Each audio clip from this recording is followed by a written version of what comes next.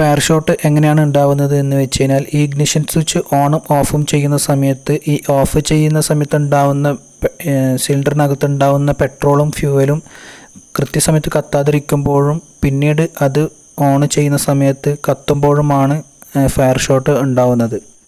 ഇത് 4 സ്ട്രോക്ക് എഞ്ചിനുകളിലാണ് കൂടുതലും ചെയ്യാൻ പറ്റുന്നത്. അതായത് ഒന്നാമത്തെ സ്ട്രോക്കിൽ ഫ്യൂവലും ഓക്സിജനും കളക്ട് ചെയ്യും. ഈ കളക്ട് ചെയ്തതിനെ ഫസ്റ്റ് സ്ട്രോക്കും പിന്നീട് അത് കംപ്രസ് ചെയ്യും. കംപ്രസ് ചെയ്തതിനെ സെക്കൻഡ് സ്ട്രോക്കും. ഈ കംപ്രസ് ചെയ്തതിനെ ഫയർ ചെയ്യും.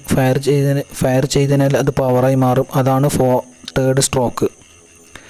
അപ്പം നമ്മൾ ഈ ഇഗ്നിഷൻ സ്വിച്ച് ഓഫ് ചെയ്യുന്ന സമയത്ത് ആ ഒരു പ്രോസസ്സ് നടക്കില്ല, ഫയറിങ് നടക്കില്ല, അപ്പോൾ പവർ ഉണ്ടാവില്ല.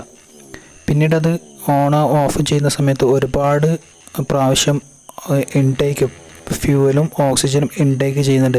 അപ്പം അത്രയും ക്വാണ്ടിറ്റിയിൽ ഫ്യൂവലും ഓക്സിജനും പിസ്റ്റൻ്റെ അകത്ത് വരികയും പിന്നീട് നമ്മൾ ഇഗ്നിഷൻ ഓൺ ചെയ്യുന്ന സമയത്ത് അത് കത്തുകയും ചെയ്യുമ്പോൾ അത് കത്തിയതിനെ ആ പവറിനെ പിന്നീട് അത് എക്സോസ്റ്റ് വഴി പുറത്തോട്ടേക്ക് പോകുന്നതിനെ ഫോർത്ത് സ്ട്രോക്ക് എന്ന് പറയും.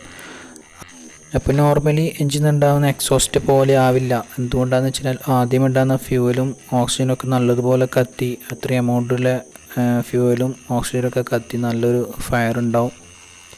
ഈ ഫയർ നല്ല രീതിയിൽ പോകണമെന്നുണ്ടെങ്കിൽ സൈലൻസറിനകത്ത് കോറോ ഫിൽറ്ററോ ഉണ്ടാവാൻ പാടില്ല. ഇപ്പോൾ ഈ വണ്ടിയിൽ കാണുന്നത് പോലെ ഇപ്പോൾ ഈ വണ്ടിയിൽ കമ്പനി സൈലൻസറല്ല, നമ്മളത് വേറെ കോറിംഗ് ഒന്നും ഇല്ലാത്ത സൈലൻസറാണ് ഉപയോഗിക്കുക. കോറില്ലാത്ത സൈലൻസർ മാത്രമേ നമുക്കിതുപോലെ നല്ല സൗണ്ട് കൂടിയിട്ട് ഫയർ ഷോട്ട് ചെയ്യാൻ പറ്റില്ല എന്നുണ്ടെങ്കിൽ നമുക്കത് ചെയ്യാൻ പറ്റില്ല. അപ്പോൾ പറഞ്ഞതെല്ലാവർക്കും മനസ്സിലായി വിചാരിക്കുന്നു.